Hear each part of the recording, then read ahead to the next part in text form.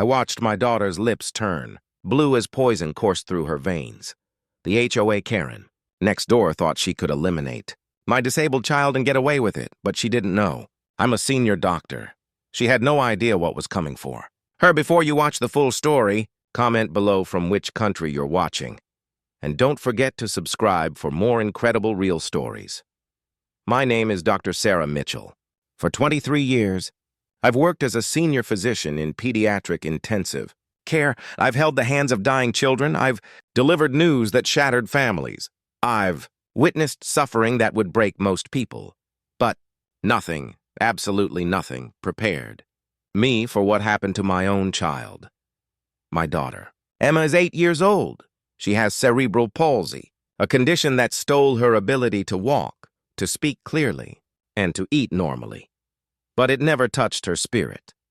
Emma communicates through a tablet device, and her words are filled with more joy than most people experience in a lifetime. She attends school with an aide, loves painting even though her hands shake, and dreams of becoming an artist one day. Every morning at 7, I prepare her formula in our kitchen. I measure everything precisely. As a doctor, I know exactly what her body needs. That Tuesday morning started like any other. I kissed Emma's forehead, connected her feeding tube, and started the pump before leaving for my shift at the hospital.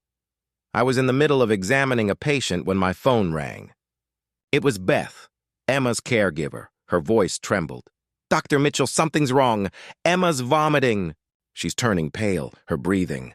I didn't let her finish. I ran. I broke every speed limit on that road. My hands shook on the steering wheel. I'm a doctor. I save children every day, but this was my child. My Emma. When I burst through the door, she was lying on the couch, her small body convulsing. Her lips were tinged blue. Her eyes rolled back. Beth was crying, holding her hand. My medical training kicked in through the panic. I checked her vitals. Erratic heart rate. Dilated pupils. This wasn't an allergic reaction. This was poisoning.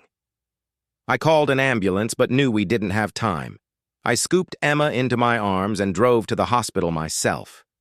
Beth in the back seat, cradling her head, whispering prayers. The emergency room staff recognized me immediately. They moved fast. Monitors, fluids, stomach pump, all in minutes. I stood there in my daughter's blood and vomit, watching numbers flicker across the screen, praying they would stabilize. My colleague and friend Dr. Rahman took charge. He ordered every test imaginable: blood work, toxicology screens, urine samples. 3 hours later, he called me into a private room. His face was grave. "Sarah, I need you to sit down. Just tell me, Ramon, what is it?" He took a breath. "We found rat poison in her system. A significant amount, specifically bricome, an anticoagulant. If you hadn't brought her in when you did..." He didn't need to finish. I knew what bricome did. Internal bleeding, organ failure, death. "How?" I whispered. "How did it get into her system? That's what we need to figure out.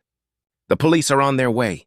My daughter had been poisoned, and now it was a criminal investigation." I barely slept that night. Emma was hooked up to machines, her small chest rising and falling beneath a tangle of wires. Every beep of the monitor stabbed through me like a reminder that I'd failed to protect her. The toxicology report confirmed it again. Rat poison. Administered orally, mixed with her formula. Someone had done this deliberately. The police arrived at the hospital the next morning. Detective Marcus Hall, a tall man with calm eyes, took the lead. He spoke softly, like someone who'd seen too many tragedies. "Dr. Mitchell," he said, "we'll need to examine your home and anything your daughter consumed in the last 24 hours. I handed him my house keys. "Do whatever you need to. By evening..." They called me with updates. The investigators found residue of the same toxin in Emma's formula container, but something else too. Faint fingerprints.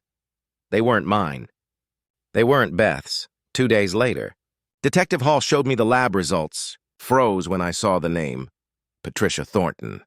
Patricia was the president of our homeowners association. The woman who lived 3 houses down. She was known for her spotless lawn, her constant gossip, and her obsession with neighborhood standards. She had once complained that Emma's wheelchair ramps were ruining the aesthetic of the community. At the time, I thought it was ignorance. Now I realized it was hate. I felt something dark rising inside me, not just anger, but betrayal. We had shared cups of coffee. I had treated her husband for hypertension. She knew my daughter. Saw her smile, heard her laugh, and she still chose to hurt her. The police obtained a warrant and searched Patricia's house. They found a half-empty packet of Braycomb, rat poison in her garage, the same brand and batch number as the one found in Emma's bloodstream. But there was more. Inside her kitchen trash bin, wrapped in a paper towel, they discovered a disposable syringe. Forensics confirmed it contained traces of the same formula and toxin mixture. It was undeniable. Patricia was arrested 2 days later. The news spread through our neighborhood like wildfire. Reporters parked outside my house, cameras flashing, microphones thrust in my face. I didn't speak to them. I didn't have to. The only words I wanted to say were to Patricia herself. At her arraignment, she refused to look at me. When the judge read the charges, attempted murder, child endangerment, and assault, she stood still, face pale, eyes blank. After the hearing, Detective Hall told me something that made my blood run cold. When we asked her why, he said, "She told us she wanted to teach you a lesson. She said you thought the rules didn't apply to you because you're a doctor. That your disabled daughter was a burden on the neighborhood." My knees almost gave out. A burden. That's what she called Emma, the most innocent, kind-hearted soul I'd ever known. In that moment, something in me hardened. I had dedicated my life to saving lives. Now, I was going to dedicate everything to destroying Patricia Thornton's illusion of power, but vengeance wasn't enough. I wanted truth, in front of everyone. So, when the court date came, I made sure to be there, not just as a grieving mother, but as Dr. Sarah Mitchell, a woman who had seen too much pain to let evil hide behind politeness ever again. The courtroom smelled like wood polish and tension. Every seat was filled. Neighbors, reporters, strangers, some came for gossip, others came for justice. I sat in the front row beside the prosecutor, clutching Emma's tiny stuffed rabbit. She still slept most of the day, recovering from internal bleeding and muscle weakness. Her little body bore the scars of Patricia's hatred, and I was there to make sure the world never forgot it. When Patricia walked in, her wrists were cuffed, but her chin was still high. The same woman who once lectured me about keeping my lawn tidy now wore an orange jumpsuit. I thought I'd feel satisfaction. Instead, I felt only grief for what she had chosen to become. The prosecutor, Marilyn Cole, began her statement. She laid out every detail. The fingerprints, the syringe, the poison batch, the security footage of Patricia entering my backyard that morning. Then, she played the voicemail Patricia had accidentally left on my phone, a fragment of her voice muttering, "Let's see how she likes it when rules apply to her, too." The courtroom went silent. Patricia's face went pale. Her lawyer whispered frantically, but it was over. Everyone heard the truth. When I took the stand, my hands trembled, but as I looked at the jurors, I remembered every moment I'd fought to keep Emma alive, and I spoke. Not as a doctor, but as a mother. "I've seen hundreds of children fight for their lives," I said. But watching my daughter's lips turn blue, knowing someone poisoned her because she wasn't normal, that's a kind of pain no parent should ever know. My child never hurt anyone. She never asked for pity. She only asked for love. And Patricia Thornton tried to take that away. Tears welled in several jurors' eyes. Even the judge looked shaken. Patricia refused to testify. She sat there unmoving, her lips pressed into a thin line. When the verdict came, it was swift and unanimous, guilty on all counts. The judge sentenced her to 30 years in state prison, with no possibility of parole for 20. As the bailiffs led her away, she glanced back at me once, not with remorse, but disbelief, like she still couldn't understand how her power had crumbled, but her downfall didn't bring the relief I thought it would. When I walked out of the courthouse, the cameras flashed again. "Dr. Mitchell, how do you feel now that she's convicted?" one reporter shouted. I paused. I feel, I said quietly, that no sentence can undo what she did. But maybe now, other people will think twice before calling kindness a weakness. In the weeks that followed, I poured myself into Emma's recovery. Her body was fragile, but her spirit, my God, her spirit, it was unbreakable. Every day she got a little stronger. She started smiling again, painting again, laughing at the cartoons we used to watch together.